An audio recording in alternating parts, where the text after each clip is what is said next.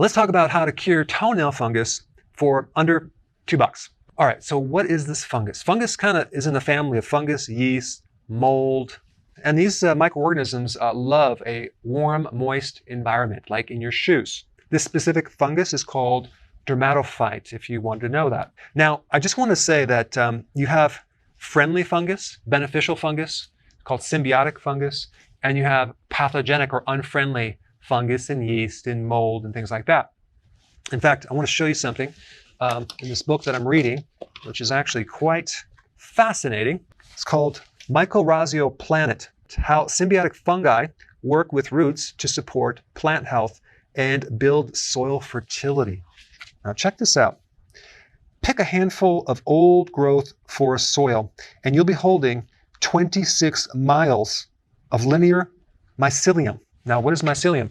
Mycelium is this fungus in the superficial layer of the earth. It's just a very friendly fungus that does a lot for the plant and the soil. So in just one handful of dirt in the forest, you have 26 miles of these little thread-like fungus that are helping breaking down leaves. They're helping decompose different things into smaller particles. They actually act as another organ for the plant to help break down minerals and help feed the roots. In exchange, the plant gives them carbohydrates, okay, as an exchange. So give me the carbs, I'll give you the minerals.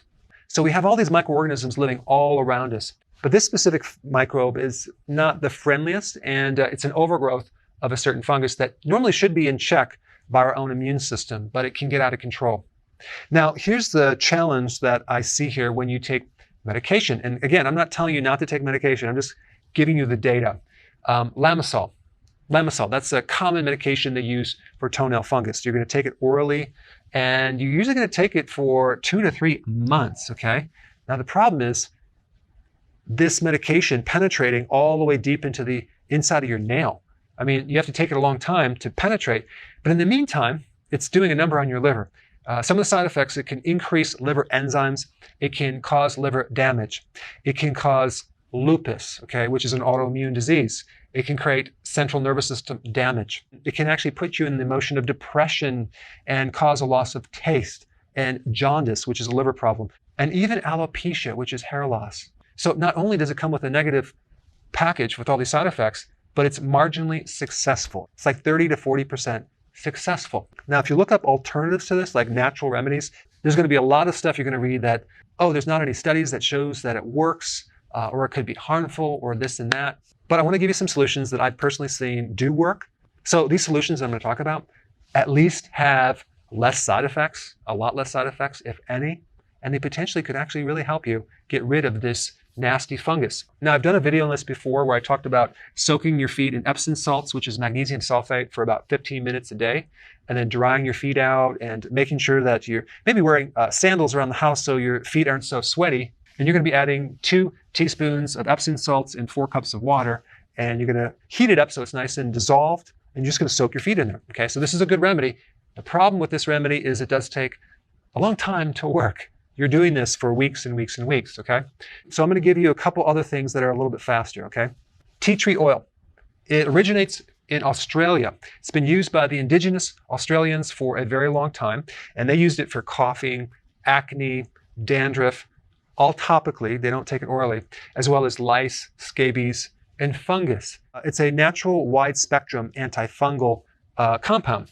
It inhibits fungal mycelium, and this is that fungus I talked about. I mean, the interesting thing about a lot of these natural remedies, like even tea tree oil, it's developed these unique protective mechanisms against environmental pathogens, which are funguses, it could be viruses and bacteria.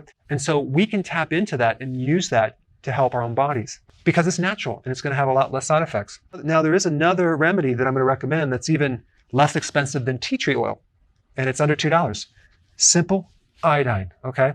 Just 1 drop of this iodine on the toenail fungus every single day will inactivate that fungus to the point where it's not going to be there anymore. Now, there's a couple things about it. Some people don't like this bright yellow color that it's going to do on your nail. Well, guess what? You can get decolorized iodine, okay? And that way it's clear.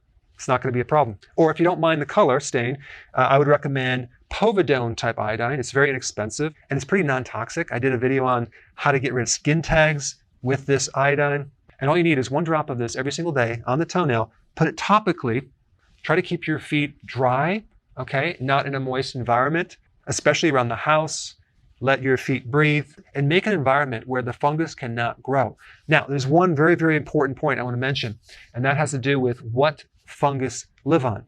They live on carbohydrates, okay? They're not keto friendly, they're carb junkies. So guess what? If you start consuming less carbohydrates, the risk of this coming back are going to drop down dramatically.